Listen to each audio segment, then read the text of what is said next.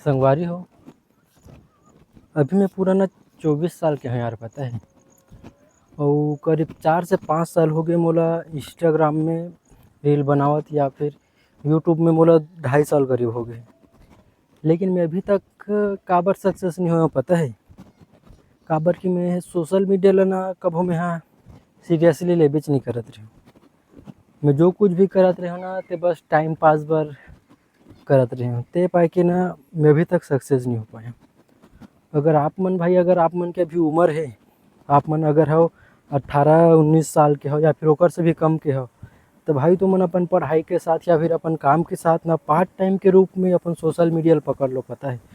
काबर कि एक टाइम के बाद ऐसे हो जाही ना कि अब पढ़ी लिखू कोई यही नहीं यार, लेकिन एक समय के बाद ऐसे हो जाते हैं ना कि पढ़ी लिखे के भी कोई मतलब नहीं। आदमी मन अभी के समय में कतनो पढ़े लिखे लेकिन कोई मतलब नहीं होवत हवे।